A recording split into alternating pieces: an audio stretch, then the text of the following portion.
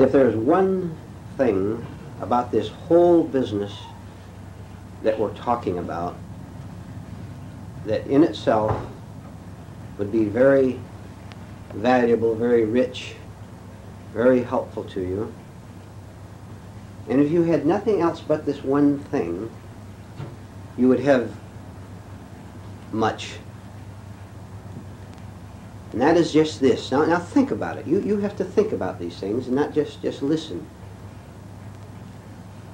This whole system, this approach that we're talking about and that we've discussed so much in these groups, this is the way of no nonsense. You picked up your newspaper this morning, or you turned on your radio or television, and you read 50 different kind of news stories maybe about foreign affairs, about finances, about crime, about murder, suicide. And you also read about people who were offering solutions to it.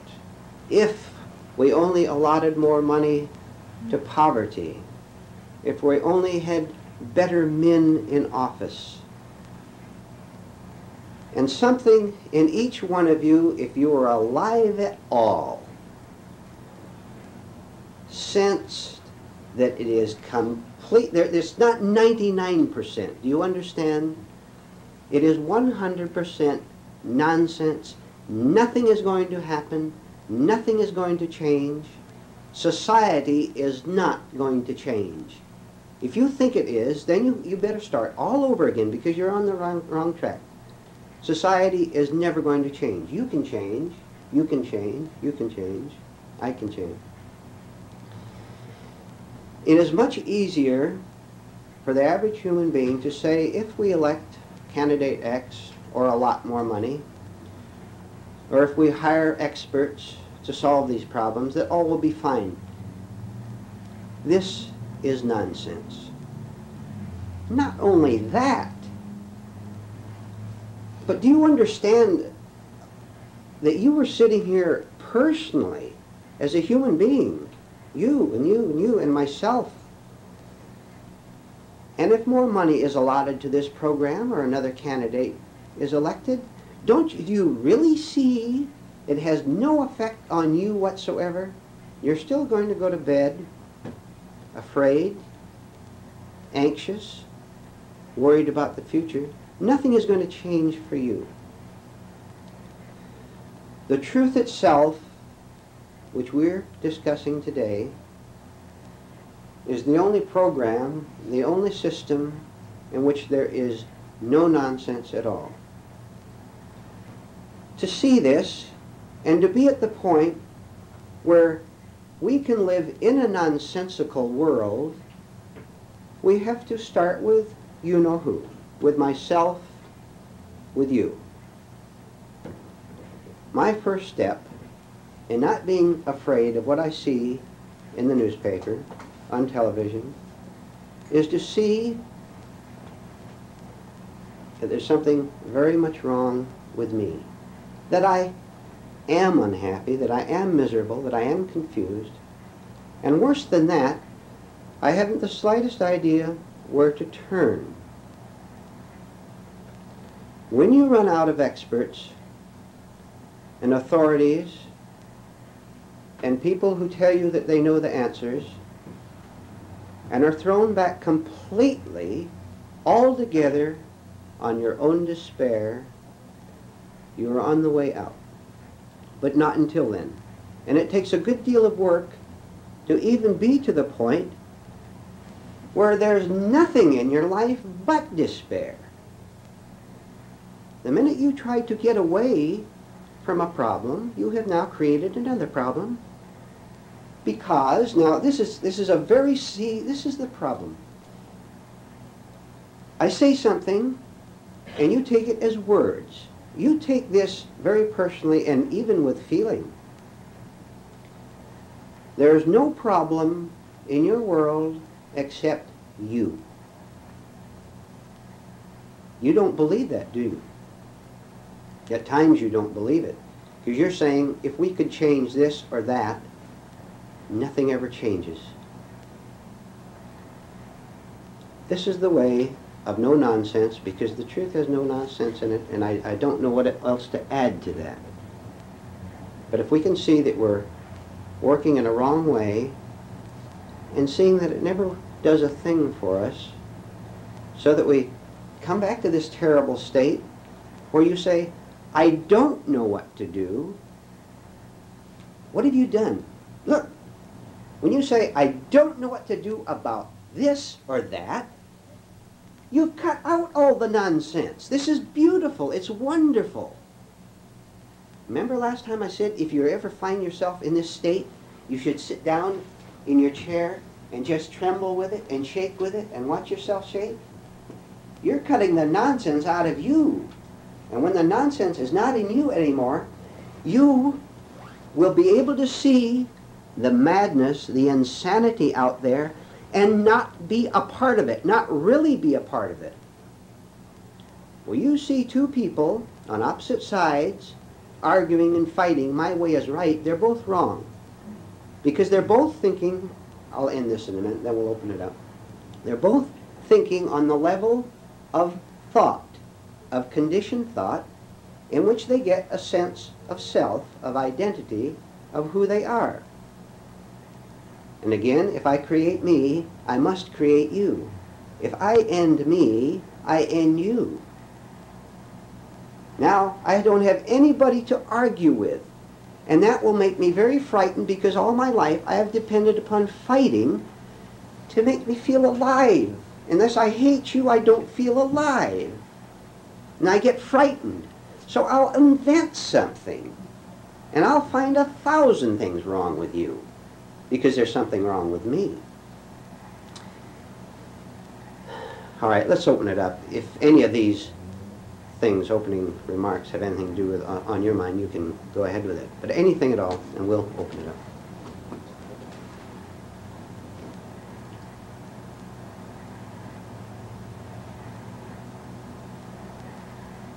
This is the place to be dreadfully honest.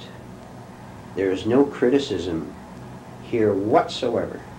If anyone here criticizes you for having a problem, they are saying, I don't have that problem. I guess I'm not so bad after all. You understand?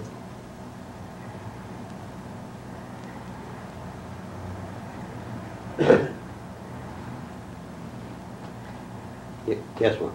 In other words, we don't want to see reality as reality. When something happens, something in us will not accept it. All right, all right. Why? Let's call for the moment. I understand what you're saying. Let's expand it a little. We do not want to see reality, okay. We do not want to see what is a fact about our present state. Let's say I'm very envious of someone, very jealous of someone who has more of anything than I have. This is the reality. This is the fact. Now, why in heaven's name don't I simply see the reality, the fact that I am very jealous of you? Because I would have to die to an image of being a non-jealous person.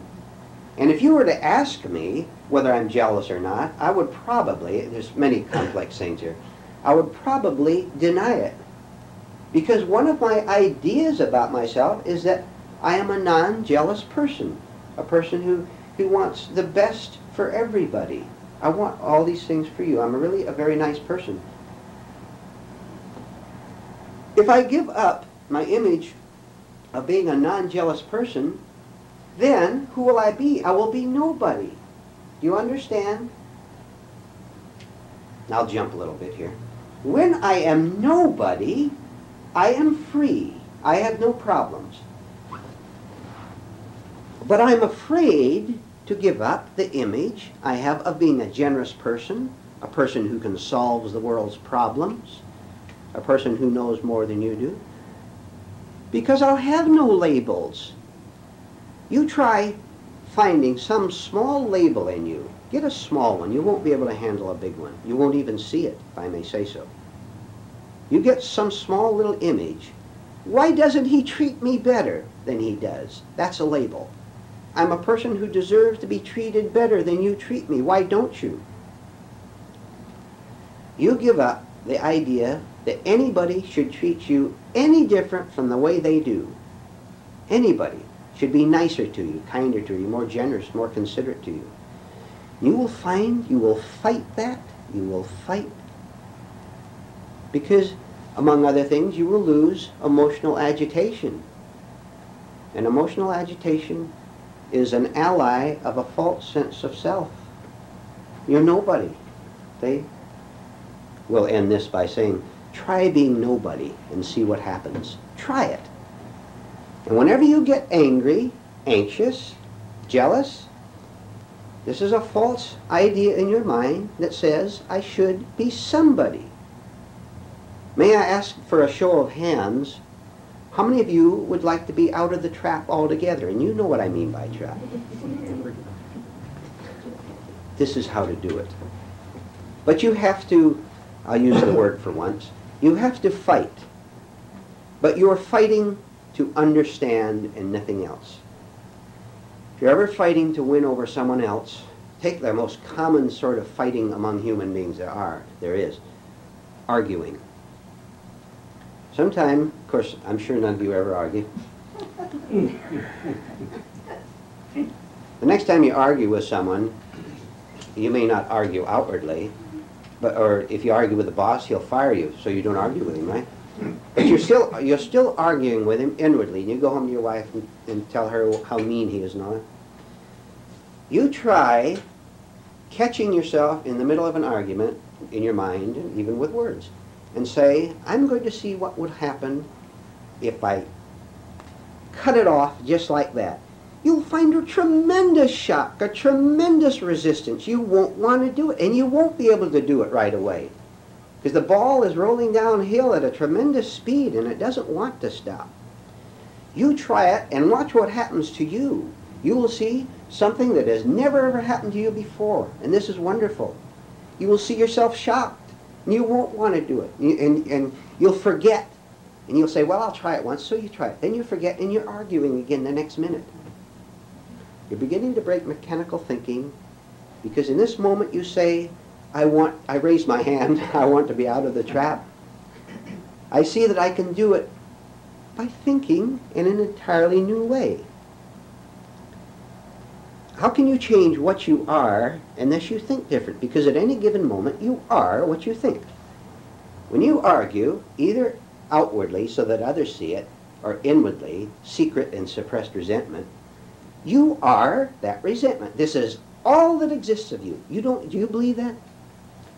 Nothing exists except this state at this present moment. There's nothing but that. So we not only, if I may put it this way, we not only tell lies, but we are a lie. What a shock this is. But this is like going to the greatest doctor in the world when you have something wrong with you, and he's a tremendous doctor and he knows the answer. And in one simple pill or whatever he gives you, he takes care of the whole problem. But you have to say, Doc, there's something wrong. This is what we're doing here. We're saying there's something wrong. Because unless this is done, nothing can be right. Now, one more, and then you may go ahead again. Stick with it. Be what you are. Do not run away from it.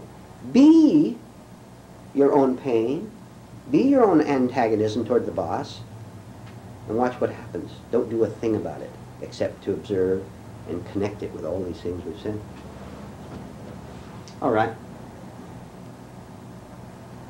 Yes? We had some mention earlier of such things as 3 Faces of Eve and 10 pictures of Dr. Lowe.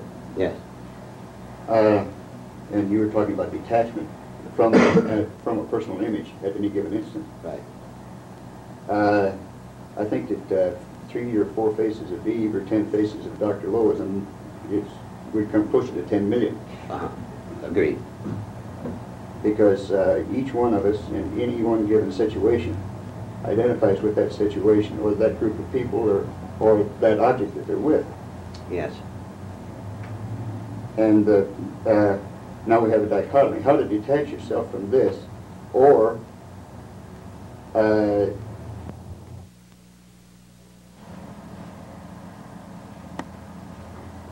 think his statement was, if you have a why to live, you can stand anyhow.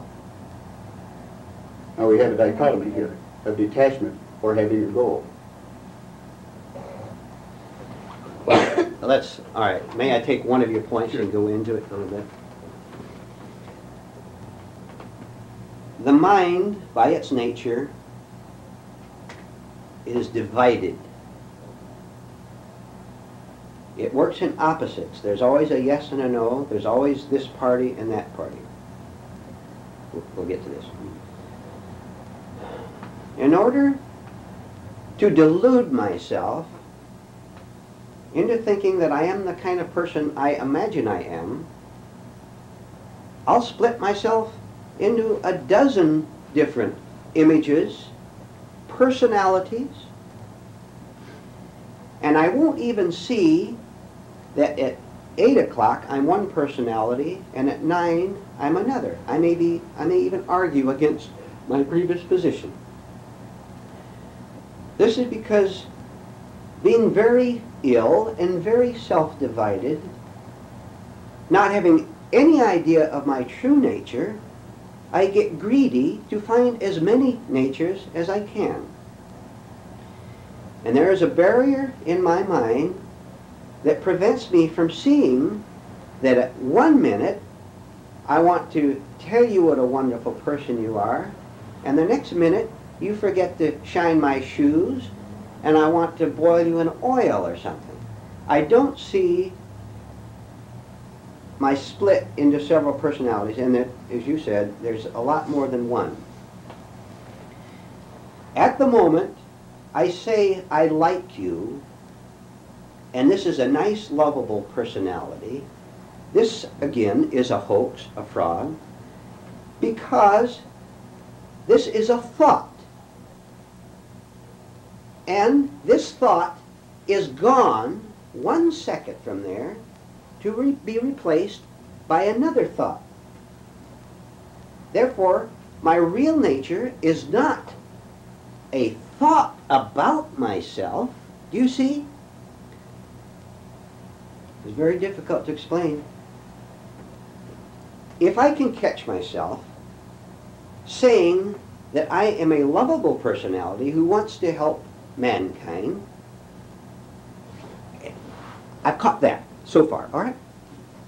Now I'm not anymore because I've seen it. Then an hour later, I see that I dislike intensely those very people that I say I want to help. I've caught a contradiction in myself. I see that I am lying.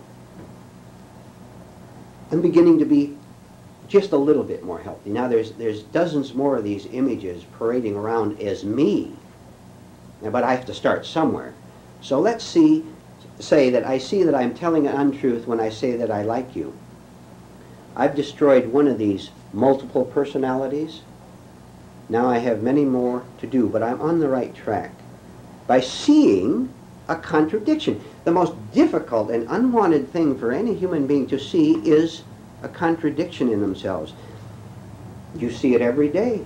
The professional smile of someone who wants to sell you something. That is not a real smile. That man may go home and be cruel to his wife and children. And he may even smile while he's doing it. Gives an image that he's doing it in self-righteousness for their benefit.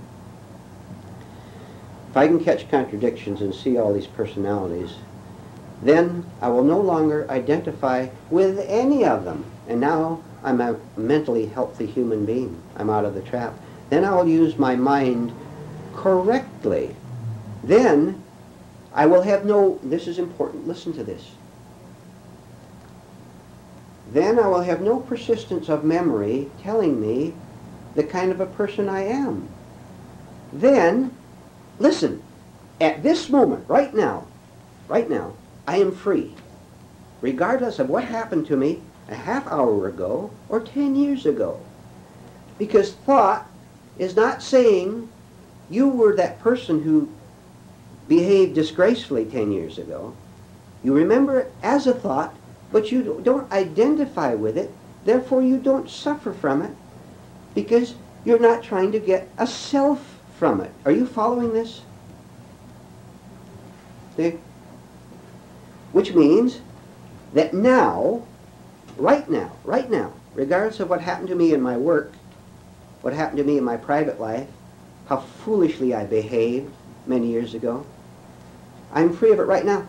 But I have to be very willing to do what I must do, which is to not cling to either this very wonderful human being of 10 years ago or this terrible human being of 10 years ago, because they're both the same.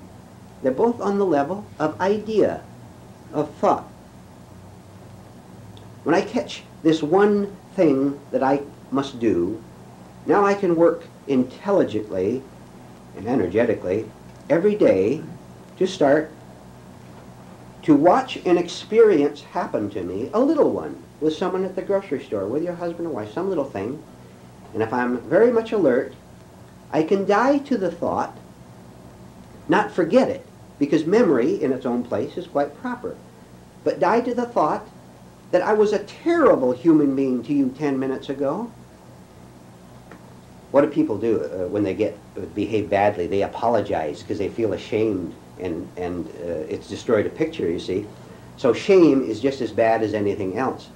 But if you would simply give up the whole idea, this has to be understood, that this person who behaved so badly 5 minutes ago has any present existence at all, if you can give that up, you'll begin to see what we're getting onto. Then you'll see that every single moment of your life from now on, and it always was, but you didn't know it, was free. You are free because you don't exist in the sense that you thought you did. You're not a good person, you're not a bad person, you're not a dynamic human being who can help others. And boy, that's a relief, because all your guilt goes away of what you owe other people. And then you won't demand that they give you anything at all. Nothing. You don't have to have anything. You're complete. You're a complete human being. You're a sane human being. That's something, to be sane. To know what real sanity is. You know what insanity is, don't you? That's the first step. And not call insanity sanity. All right. Yes? My name is Don. Yes. I came here this morning trying to learn how to live with the least resistance to life. Okay.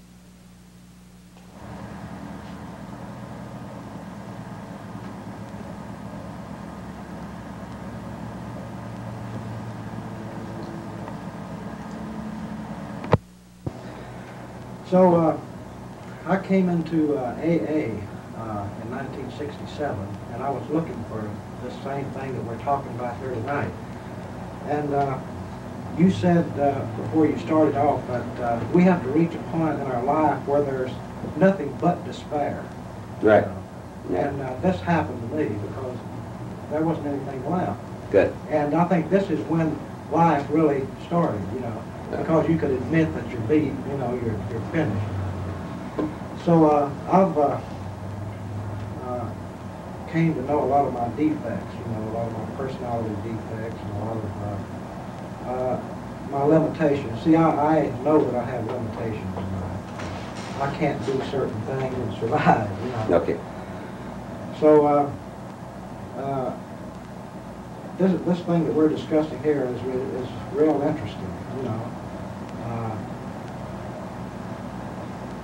So I just keep searching. You know, I read your book about this, what was the name of it, Mystic Path? Yes. And I got a lot of help out of it because it would give me something to direct my thought into, you Yes. know, Yeah. and experience. So I'd just like to say that I enjoy this discussion, and I get a lot out of it because when I'm out here, you know, during the day living, I think about what different people say, you know, and their attitudes that they have on certain things, and I can be motivated in one area and then stop and go in the opposite direction, you know, because of something maybe I heard. Yes. So this is good. Fine, very good. I'll make one comment on what you said, and then we'll open it up again. Just a short one. When you're in total despair, and there's nothing but the despair, look what's happened. You are in a state of 100% honesty. You're not lying. When you're in despair, you're miserable, you're unhappy, confused, don't know which way to turn, and you stay right there. You're not lying. And self-honesty must be your first order of business. Then it goes on from there, which I won't pursue any further now. How do you recognize this point of despair?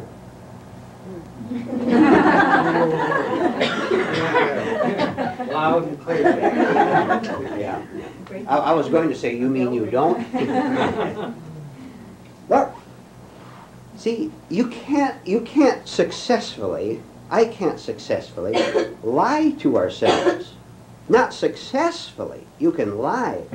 But you're for one thing, your body knows better. If you have headaches all day long, if you're nervous and you're tired all the time, unnecessarily, your body is telling you something entirely different from what your mind may be telling you. You may tell yourself that you're a very, very nice and happy person, which most people do.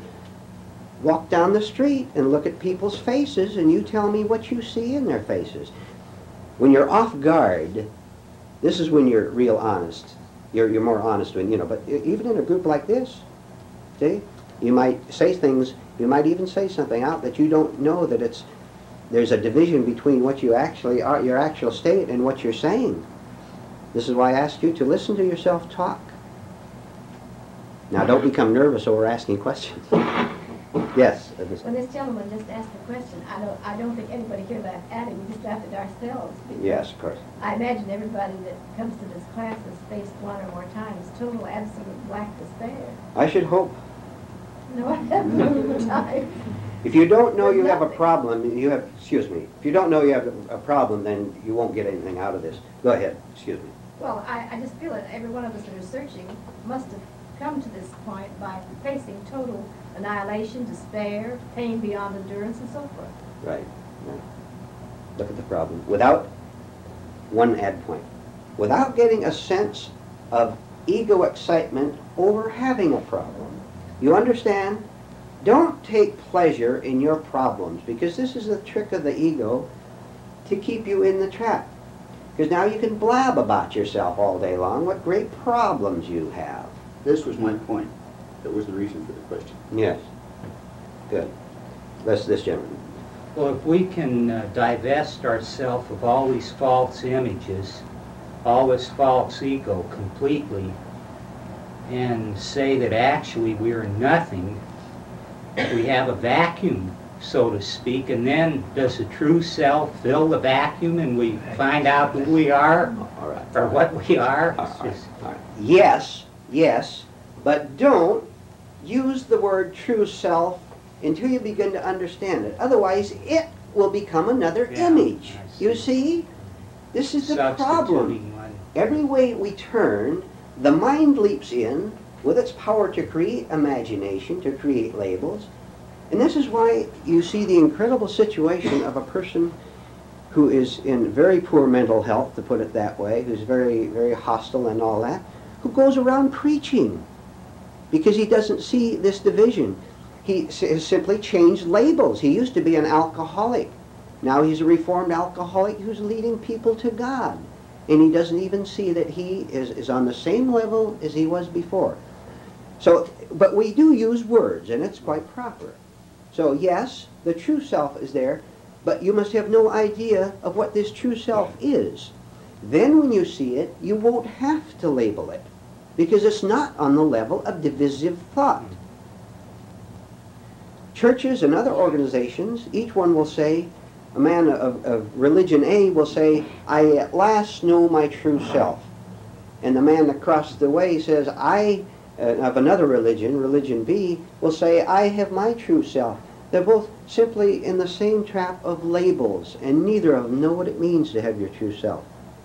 Well, in actuality, then, would you say, when you really come down to it, all are one? Actually, does this what it finally boil down to? We have discussed We're oneness all, before. yeah, we Yes. have covered Right. that, but is that Right. more or less the background of the... There is no division in reality between anyone in this room, this lady, this gentleman, this lady, this gentleman, or in the entire world in reality. You understand, we're talking about in reality. There is no division. But if I want to be important, I must divide myself and do everything I can to make you unimportant, otherwise I can't be important. There is division. But I will say I want to be important in order to help you, and I'm lying. You see, what I'm really doing, being very miserable and lost and afraid of death, among other things, I will build up this hard crust of who I am, and then create you, and you'll be my victim. You may not even know it. You may admire me and think I'm a wonderful man. All the time I'm destroying you. You understand? In the level, all right, on the level of thought, there's division. You and I, nationalities and so on. On the level of awareness, of consciousness, of seeing, of understanding, there is only oneness. There are no labels, and there are no words, and there is no division. And when you are living in this, now to get real practical about this, and you have a personal problem at work, within yourself, if you do not try to handle it with thought, but simply are living in this state of consciousness and awareness, you do not divide yourself. Therefore, you cannot have a problem.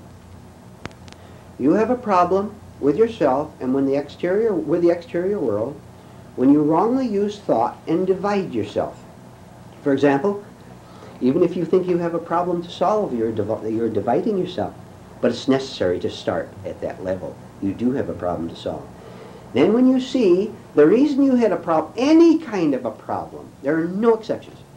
When you see that you had a problem because you were thinking with a divided mind which created an enemy, when you see this, and then you keep working real hard, and you study real hard, and you observe real hard, then you see you can observe down on thought instead of dividing yourself. Now, no longer being divided from yourself, you're one. You're not divided from this lady or that gentleman. Therefore, you have no problems with yourself or with this lady or with that gentleman. They may continue to have a problem with themselves and with the world, which they will, because they're not working on themselves. But you will have no problem with them whatsoever. You're a free human being. This is oneness with a capital N. This is, remember I said the best definition of God that I know at least is wholeness, capital W-H-O-L-E-N-E-S-S. One whole thing. This is not a philosophy, by the way. This is not an idea. This is a fact. This is a scientific fact that the world is one. And I'll tell you how to start thinking on this, then we'll go on. Look at the interdependency on the everyday level. Even you buy your groceries down at the market, he has to get them from the farmer has to buy seeds from the seed man, and the cultivation and all that. Everything is interdependent, and there's no superiority or no inferiority. And if you think you're inferior to anyone else, this is just as egotistical as thinking that you're superior. It's on the level of thought. And you get a great deal of pleasure out of feeling inferior, because now you can hate the other guy and tell him what he owes you. Right?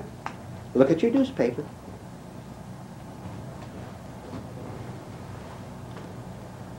Anyone? Yes.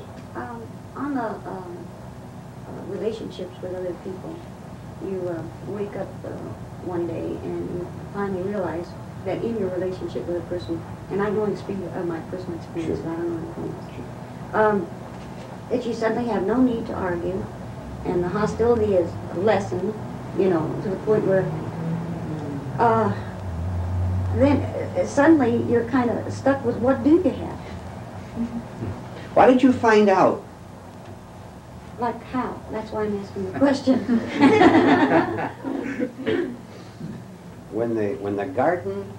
When all the weeds are taken out of the garden, what can you grow there? Anything you want. But it's not on the level of obsessive want.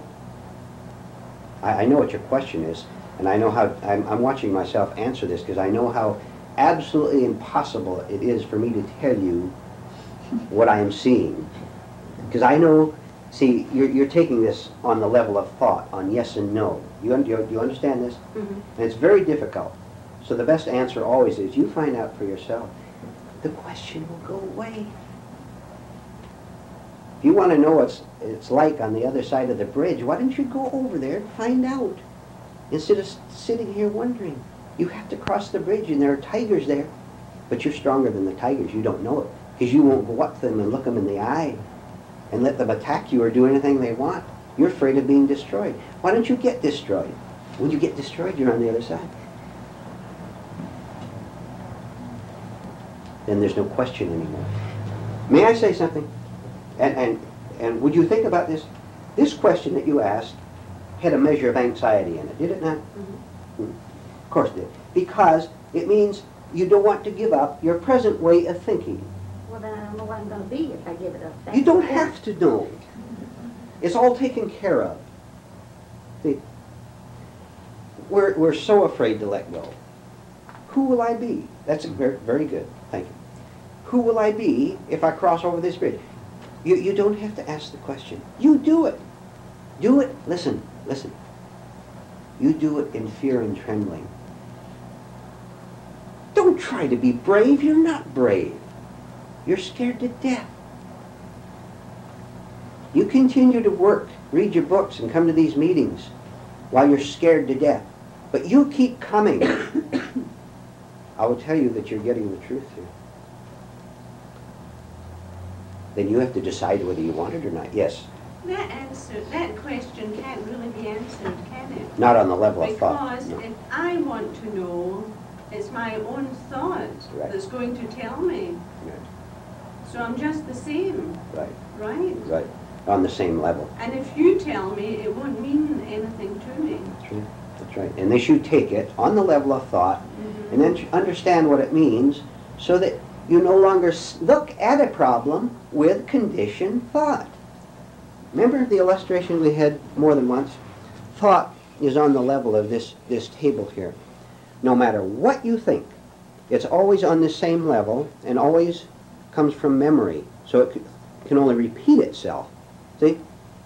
Consciousness is up here looking down on thought. But you have to understand that there is a way to think which is not conditioned thinking, which is not running in a circle. The best way to do this is to, again, be in total despair so that you have no way to go.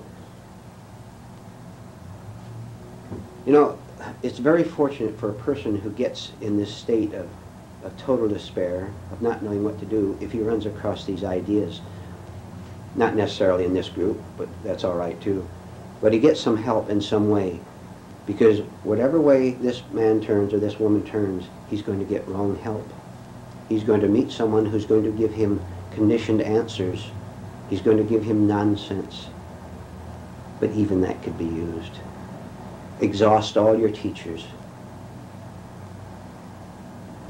so that you have no one to listen to.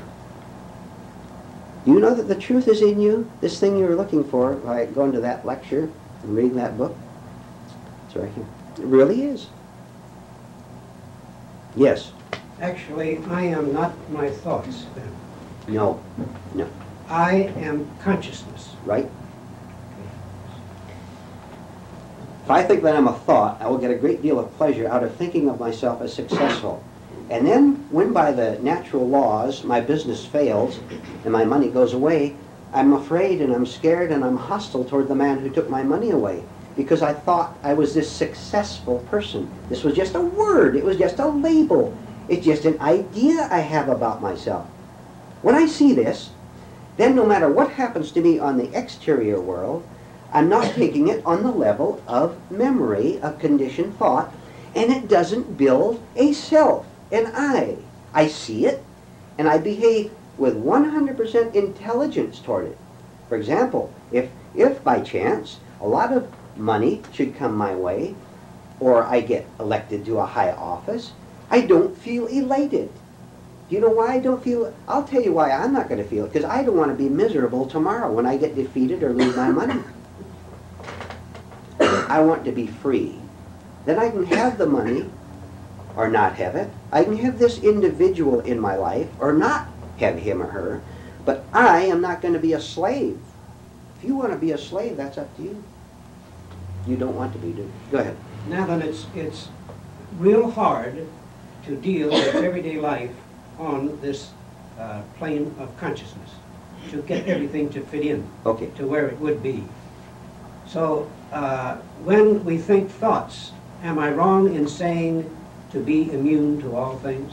Well, certainly, if you don't exist as a labeled self, how can any counter-label touch you? How can you be hurt by anyone unless you have an idea of the kind of a person you are? And the idea of a kind of a person you are, together with what you're owed and all the rest of the nonsense, is on the level of thinking. And you understand, we said that thinking does have its place on practical things. If you write a letter, you have to think, I have to put a stamp on it, and I have to address it, or I have to cook dinner, or whatever.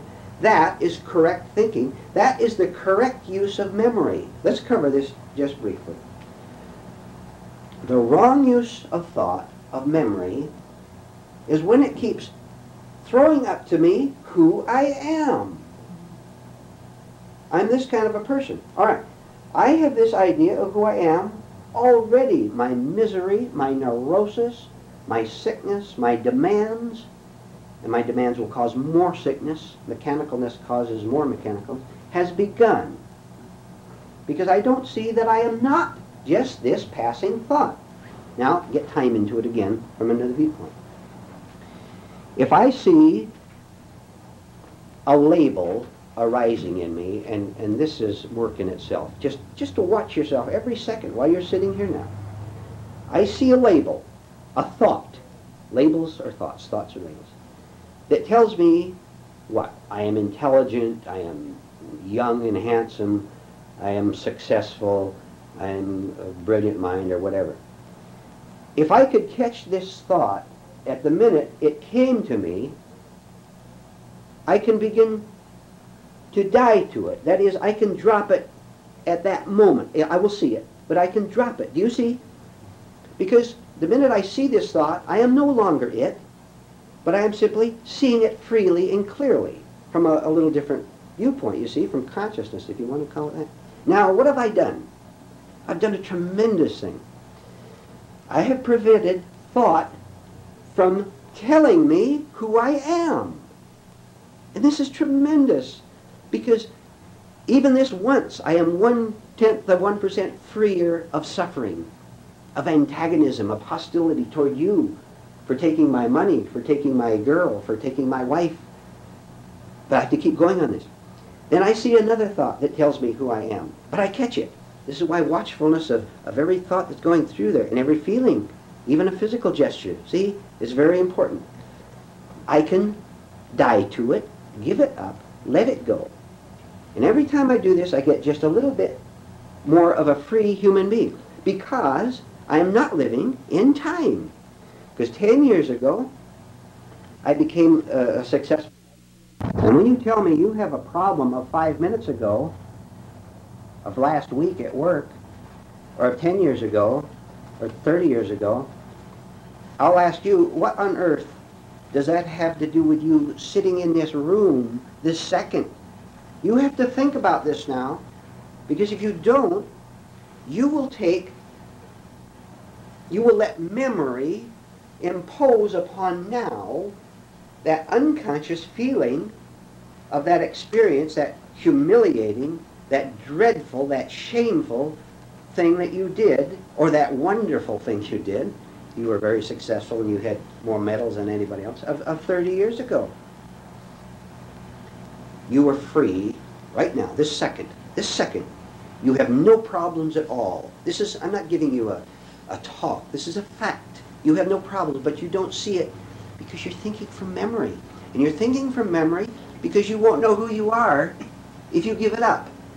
Not the memory of the experience, because that is proper, but the label it gave you that you were a shameful person or a truly wonderful person who gave up everything to teach missionaries in Africa. Someone like to comment? Go ahead. To the Yes, Doc. one time you told us to the degree of egotism is self-pity. It took me a long time, and I still have to think about it to understand what you mean. And I think a lot of us, I know I am, are imbued with self-pity. Why did those stocks I buy down? Why did this romance bust? Right. Why did this? And this is self-pity. And this egotism, but when you said to the degree of egotism is self-pity, now that was a hard thing for me to figure out. It's very simple. It's so simple. You think of some negativity in your life to yourself. You can put a label on it because you're on the level of thinking now. What is some negativity you might have? A problem, a concern, a secret resentment for someone, you name it. All negativities, without exception, are on the same level. They're in the same family. They simply come up in different ways. Some come up physically, some come up mentally, some emotionally. But they all have one thing in common, and that is they will destroy you, or they will destroy me, if I continue to let them take me over, if I love being a slave. But there's no difference in the suffering level. If I have egotism, that is a general word, isn't it? That means many things. Egotism means I love to talk about myself. And if I want to talk about myself, what am I doing? I'm telling each one of you who I am. I'm getting a great deal of fun out of it. And if you don't listen to me, I'll be in self-pity because you won't listen to this wonderful person talking to you. They're all the same thing. Again, a beautiful thing.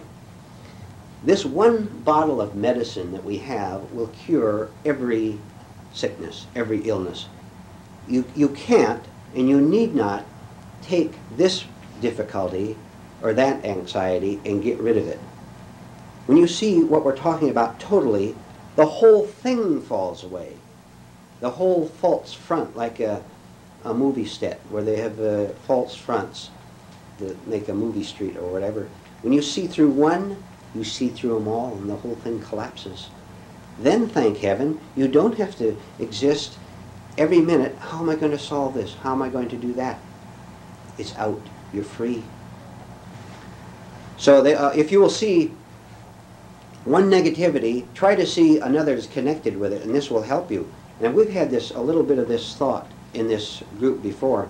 For example, if I have anger, I will also have self-pity, because they both have the same base, or vice versa. You connect two negativities and look at them long enough, and you'll see they both have the same foundation way down here. So don't ask, how can I get rid of jealousy? We have to get rid of jealousy, all right, take one. To get rid of jealousy of you, of someone else, what do I have to do? I have to give up the illusion that I am a part, that I have a separate ego, a separate self. When I see that, what happens to jealousy? It doesn't exist anymore. I'm not trying to lie to myself about the existence of this false self, so there's nothing to do. This is the way of total relaxation. You have nothing to do but to be. Boy, you cut out so much work. You regain so much energy. Yes.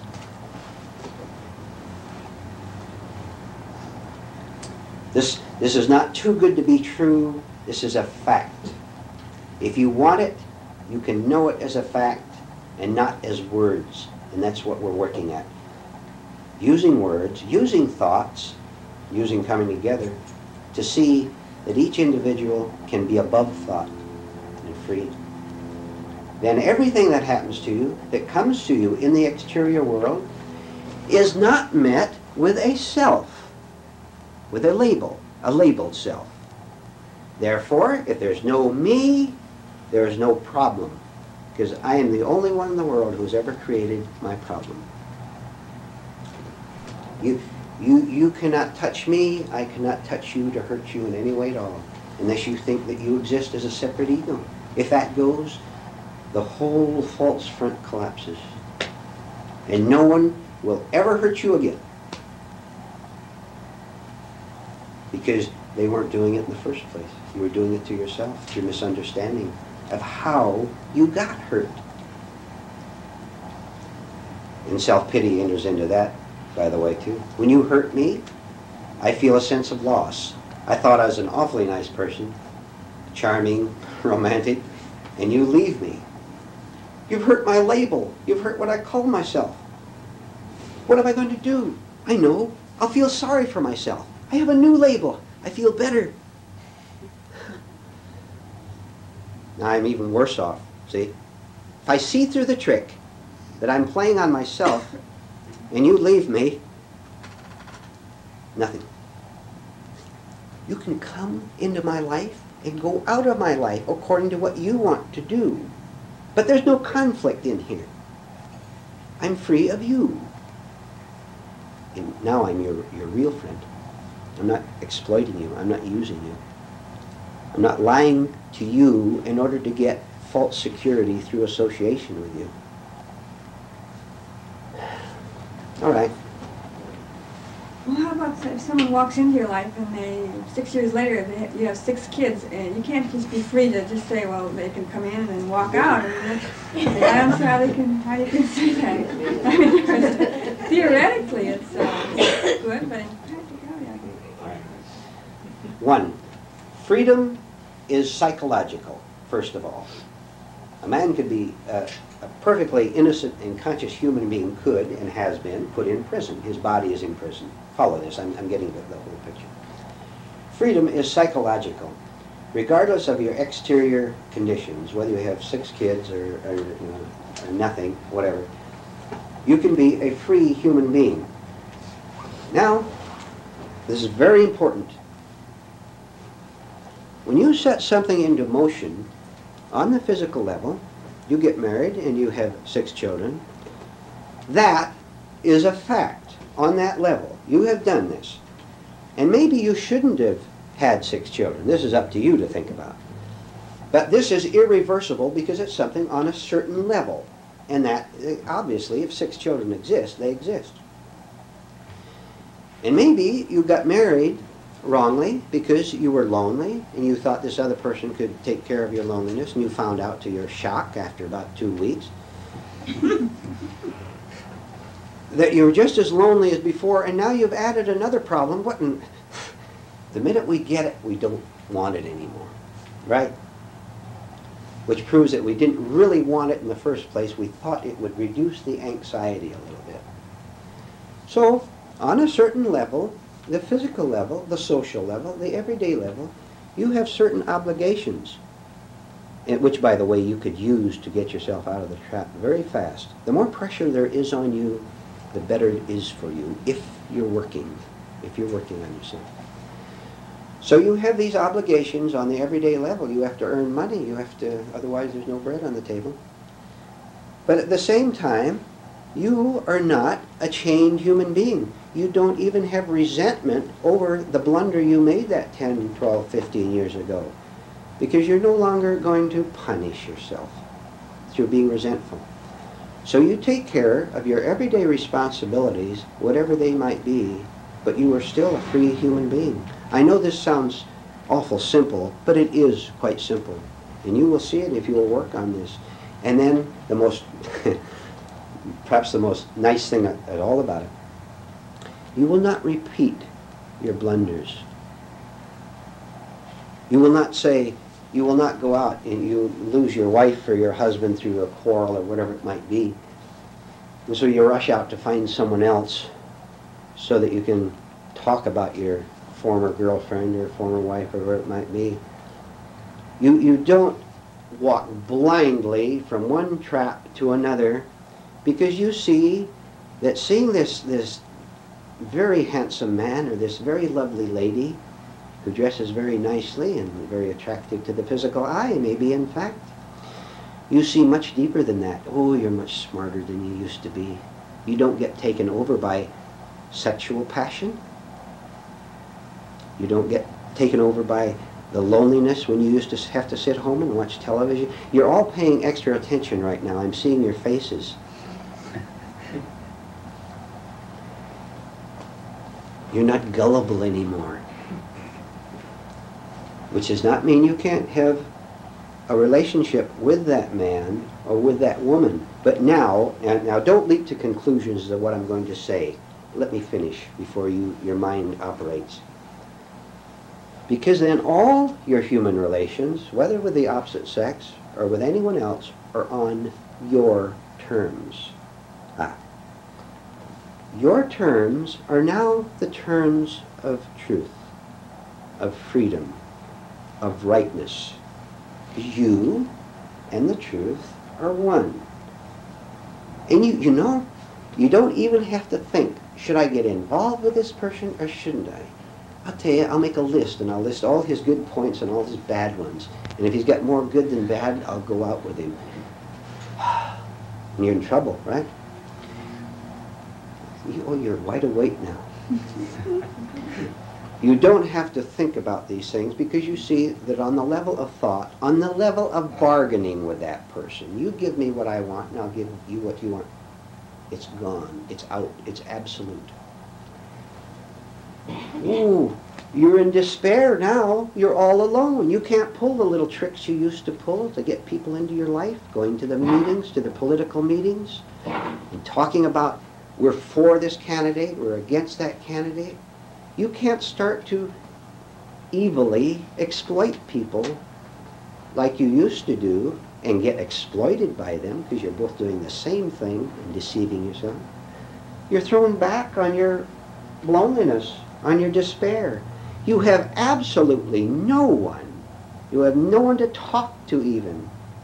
No one to give you advice. No one to keep you from thinking these awful thoughts that keep crowding into your mind and they're driving you crazy. This is the total despair we're talking about. What do you do now? If you do anything at all, you'll walk right into another trap. If you go try to find another good-looking girl, another handsome man, an impressive man, you're going to be in trouble again. It's a matter of days or weeks, maybe even hours.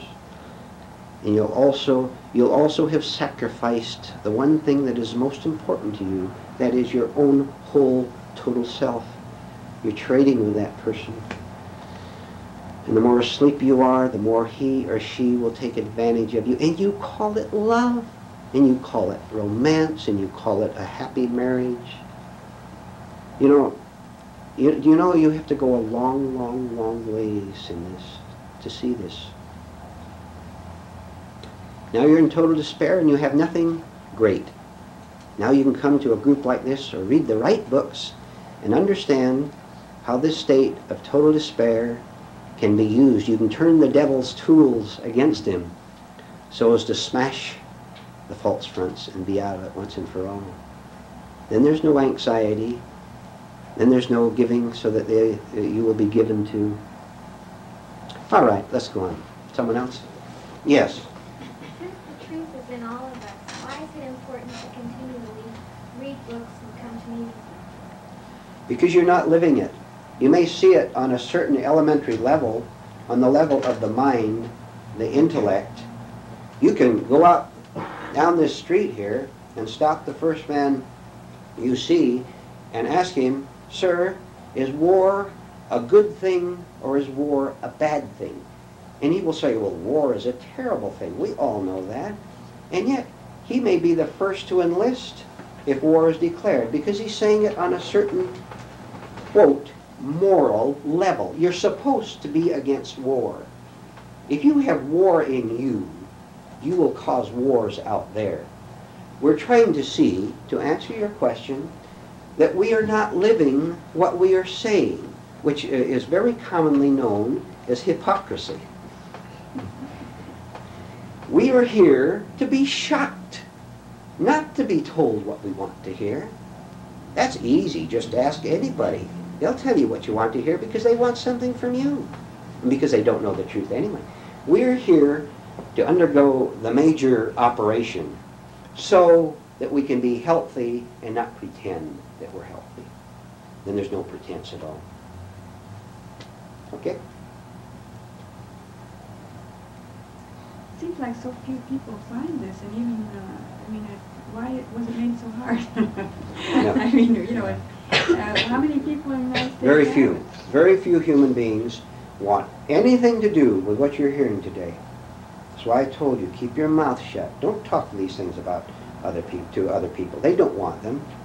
They'll be 1, bored, 2, they'll argue, 3, they'll say they already know the truth. Keep your mouth shut and work on yourself, because for one thing, if you are young in this and you start talking to other people, because you really don't know the truth from yourself, they will start to attack you, make you doubt. And you can make you doubt what is actually true, and this is not good. You're among friends here today, because no one is going to lie to you here. Very few people find their way out. Do you, look, let me ask you a question. Do you want out? Never mind about them.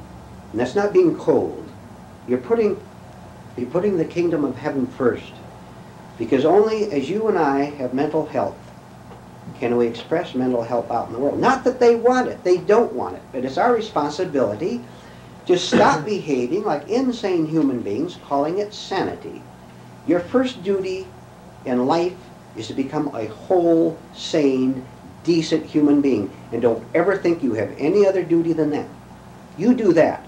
Then you'll know how to behave on the everyday level of that problem you mentioned. And you'll know how to behave in everything in life. Because you are a sane human being and not calling it insanity, or calling it sanity, you were saying. Yes? I don't quite know how to ask this question, but after listening to, say, talk about the 6 children, which is a psychological and also an everyday level, problem. If I could change that hypothetical question just a little. Suppose through wrong thinking of the past, you had brought about a disaster, legal disaster, that had no psychological problems at the moment, but was coming up, just hypothetically. And you have a certain date set and all this sort of thing, but what would be the best way, through the power of self-work, to bring about a just, my words are sometimes very difficult, a just settlement or a just, I don't know how, say you have just a very close deadline, like a month, 2 months, and you've got to do certain things. And you want to do the very best you can on the most correct way. May I ask you, and everyone else, what is your idea of justice? On the everyday level, I don't think there is any. It's only what we, religiously, God is justice, but very difficult to say. If I am depending on any decision, legal, social, financial, to make me feel better than I'm feeling now, already I've made a mistake. Okay, so far? I have an idea of what justice is based on what I want. What I want is based on who I think I am. If I can go 1, 2, 3, 4, 5, track it back every step, seeing that the problem is not really what I have assumed it was, getting the money or whatever, getting the man or getting the woman in my life, whatever it may be. But I see that the basic problem is an anxiety over who I am, who I think I am. Then, if on the everyday level I happen to be involved in things like this,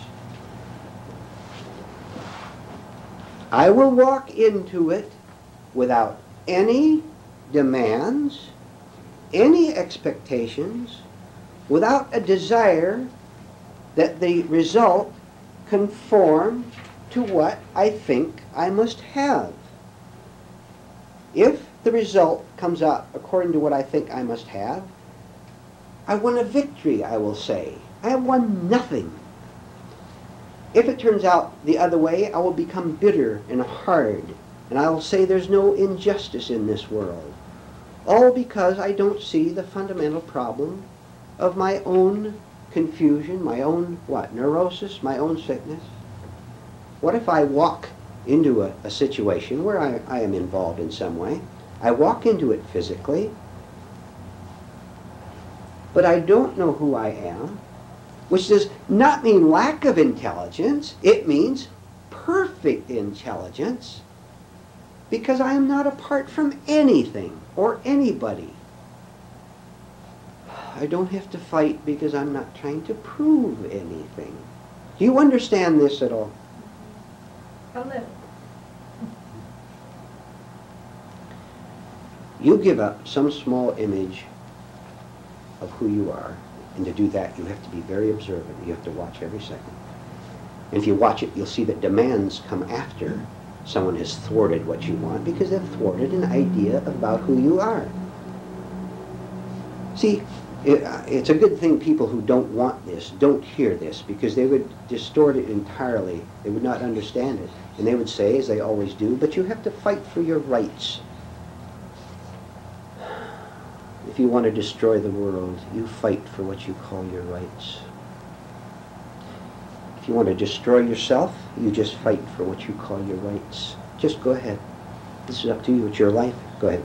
Well, on Mrs. Wright's question, if you take it a step further, if a man's life was dependent on what happened in that court, say, and he lost his case, what is he supposed to do then and not be affected by it? Or there's so many things involved in this, but we will cover one important. And we have to get into the law of cause and effect. A human being is in a courtroom charged with some crime, let's say, and let's just say for the moment that he actually committed this crime, that he is guilty. This is very involved. You have to follow and connect everything. Why is he in that court or in that prison in the first place? Because in some way, well, let's just say it was a bad crime. Let's say he assaulted someone, physically, right? On the level of society, on the level of cause and effect, if you assault someone else, you will be punished by two things. If you get caught, you'll be punished by the police, by the courts themselves. But there's a higher law, we may call it that, in which you are punished on the spot at the minute you assault this person. Because you can never hurt another individual without feeling miserable. But you call the misery excitement, and you call it your rights. When you hate someone, even hate them, you have already punished yourself. All right. Now, if you have committed a crime of some kind, then society, who is in charge of this world, says that you may go to jail or you may not, depending on all the things that go on in that court. But I don't want to go any further in this, because you'll get way away from the fact that you have to put yourself in a position, what am I thinking at this very moment that is getting me into psychological imprisonment with myself? How am I committing a crime against myself, so to speak? That's a strong word, of course. By my listening habits right now. Then all such questions you will understand perfectly. And you know what you'll understand, among other things? There is no way on earth, no way, to evade self-responsibility. This is what everybody would like to find, someone to take their responsibilities for themselves. If a person commits a crime, then society says you must pay the price for that crime. Inwardly, it's the same thing. If we commit a crime against ourselves, then we have to pay for it. And there's no escaping it. Therefore, there's no escape from self-responsibility. People think that they can, if I dislike anyone, if you dislike anyone 5 minutes from now, or whenever you go out of here, you are punished on the spot by not being a whole, free, happy human being. In answer to both of these questions, when we put first things first, you will understand why human beings get into trouble on the everyday level. And if you find yourself in a position where, because you were unconscious and unaware 10 years ago, you got into this position, you can come out of it unmarked psychologically, regardless of what happens to you financially. Don't you dare demand anything from anyone, financially or anything else. I'm saying, you want to be free or do you want the money?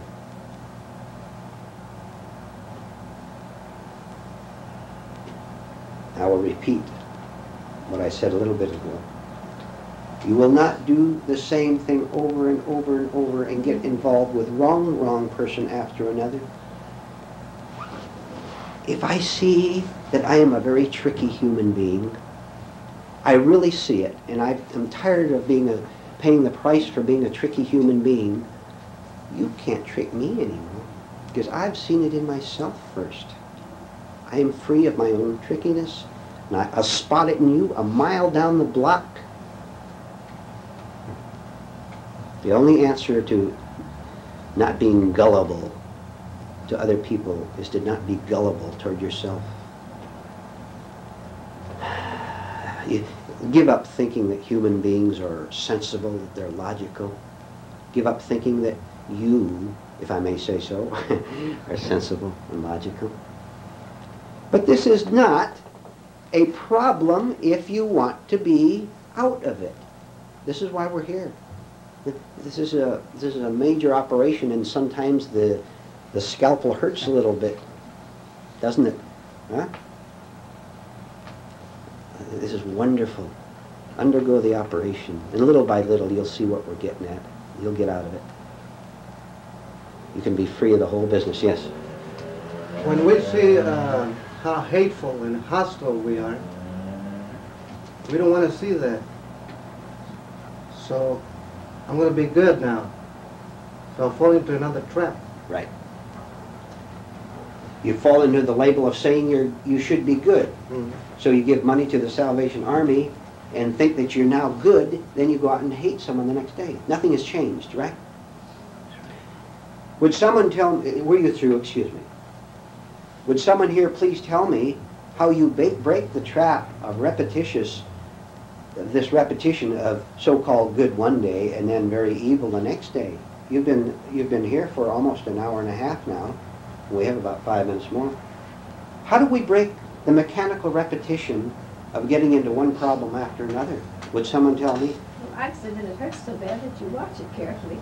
Pardon? I would say that it hurts so bad you watch it carefully. Yes, that's good. You don't want to suffer anymore. There's no good or bad. On the human level, of course, there isn't. Then above this is, of course, true good. There's not any thought to it. You can't think you are good.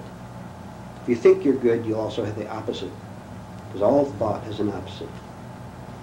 On the level of thinking, think consciously all the time with every act, and you will eventually change your habits. It has to, because you're not repeating it anymore. The old illustration is given if you have a wheel revolving in front of you, and if every 30 seconds you give the wheel a push with your finger, it'll keep going, won't it? What if you cease to interfere with this wheel, to draw your hand away from it, thought, you understand, and don't keep pushing the wheel around, it'll slow down and stop. This is a fascinating adventure to watch your mind change right in front of your inner eyes, so to speak. You'll see your thoughts will go much slower than they did before. And you'll be able to catch them as they come up. And then, to finish your comment there, then you'll only use thought where it is necessary, which does not create a problem, like cooking your dinner. Yes? If I don't act or react, wouldn't I in time become catatonic? If you react on the level of thought, you will create the same situation as before. If I respond in like to a negative feeling, nothing has happened but more negativity. If I respond, see, we have a word problem here. If I react consciously, I have not hurt myself if you have said something to hurt me. Therefore, I am responding correctly from consciousness rather than incorrectly from conditioned thought. And if I try to defend myself or attack you, I'm responding from thought. So it's very simple. What are you responding from? From your conditioned self or from freedom, from consciousness? You see? What are you responding from? And if you want to know what you're responding from, watch your own mind when you don't get what you want. When you get angry, you know what you're responding from. But if I cease to respond, this is what I'm saying, when I get so that I recognize these things, then I do not respond, say, to an argument or to a happening. Then, of course, I become non-labeled, but then I'm going to be like blah, aren't I? Do you not understand that you have responded about 1,000 times just in this hour and a half we've had here? I've been responding hundreds of times just since we've had this talk. We've been responding. It's the question of what kind of a response are you having? Are you responding from a labeled self or from a self which has no ideas about how it should respond in order to build itself?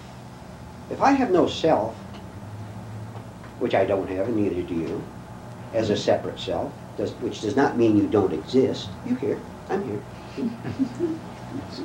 If I'm not responding from this conditioned self, then what would I have to respond from? I would have to respond from understanding, from clearness of mind, from a clear mind. And in that mind, there is no hurt to me and no hurt to you. If I hurt me, I hurt you, and vice versa. I don't want to hurt myself. And this, by the way, is a good motive. It's not a selfish motive to say, I don't want to hurt myself anymore. Because when you do what is right for you, you do right for that man 8 blocks down the street you don't even know, but whom you may meet tomorrow. And you won't honk your horn angrily at him necessarily, in anger, and make him anger. Therefore, you don't put him in a negative state because you are in a negative state. If it's necessary to honk so that he won't hit you, that's another matter. But why did you honk the horn? Ask yourself, what was my motive? And was I angry? Was it for a simple safety factor? That's another matter. You see where you have to work? Right out there, not here. You work here, of course. Yes? I'll try. Yeah. You spoke before of total despair. Yes. And then, now say, out of this, if a sensitivity comes, now it's not just from ego. Let's say it's one thing if your ego is pinched and you're sensitive to that.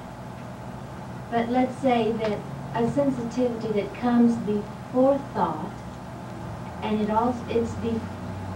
say whatever you feel, if I would feel it, before I think about it, before I even know what you're feeling. How do you learn to cope with that? Because it can be very, you don't know if it's yours or mine or who. We're standing here talking, let's say, informally after the meeting is over. And I'm very much awake. I'm not asleep. I'm not in thought. I'm not wondering about things. I'm in a state of awakenedness. See? You say something to me. If you want to call this sensitivity, okay. This simply means that I am in a state of watching, of freedom, so that when you say something to me, whatever it is, no matter what it is, you may ask me a question about the next meeting, in which case I will respond from memory, and I will say, well, the next meeting is so-and-so. All right, that's one thing. But suppose you say something that maybe disturbs me in some way, but I'm working on myself, and I want to find out. Then that meant that I wasn't totally, maybe we flick back and forth between thought and awareness, you understand? So that I can see that I fell at that moment, but I'm still working. And I felt disturbed at what you said to me, but I'm working. All the time I'm talking to you, but all the time all kinds of things are going on up here. I'm watching myself. So if you want to call it a state of sensitivity or alertness, something like that, in this state, you catch a mistake or you give the right response, whatever happens, but you're doing it in as wide awake state as you can manage at the moment. And if you do this, then the next time you and I talk, I will be, or you will be, if you're working too, a little more awake than before. For example, if you, as it was said, if you make a bad response to someone, bad being a negative response, okay, you could feel it. You could say, just the way he looked at me made me nervous. But you're watching this, see? And then it doesn't go into further blunders of attacking mentally or verbally or whatever, but you simply see that you're in a state of despair. We're seeing how bad off we are. I don't know how well I covered that. Did we get into some way? Go ahead. Maybe I can use someone else and get say that, you know, that we're listening to you. Now, I would be sitting here. Okay. Now, say this lady, when you, I'll just use you, you know, or anyone, I Sure. wouldn't know who. Maybe someone else responded to the answer that you gave to this lady, shall we say. Yes. I would feel their response without just being here. Now, how do I learn to discern if it's my response or what? It being my, you know, so it, Well, how does one protect themselves in a sense, but that's not really what I mean. it is your response in that it is happening to you. All right, so far? It is happening to you. Now, you're watching some other person respond in a certain way. Now, I will ask you, what happens to your mind, to your whole system for that matter, including your body, when you see this person respond in the way that he or she does? This is the important thing. Say I don't see them. Say, in other words, I could just be sitting here looking here, and somebody could respond. I would feel their response, not my. In other words, it wouldn't be my own. I wouldn't know. I wouldn't be responding. See, I watch myself. It wouldn't be my natural response. It could be a number of things. You might be projecting the way you would respond to the situation, for one thing. If you were looking down and didn't see their face, you mean? Mm-hmm. In other words, it could be a happy response. I would feel their happy response. Well, it could be. But now how? In other words, how does one cope with it? Because it does you this, and it's sometimes, and as I say, it's not your own. If you do try to watch and say, discern what's mine and what's there, you know, in that way, or even in your personal dealings, because it's fast because it comes. It's not as if a thought you could maybe catch a thought. Sometimes this becomes a part of you before, you know, before you have. In other words, if say I walk around someone's angry, well, all of a sudden I may feel anger, and it's like, well, where'd that come from? Well, but I have to, I guess, build up something someplace. how much time do we? Excuse me, please. How much time do we have? Another 3 minutes. Another 3 minutes.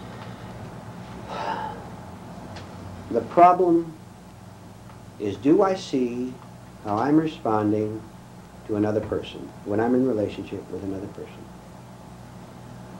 And what connects this with this lady's comment too?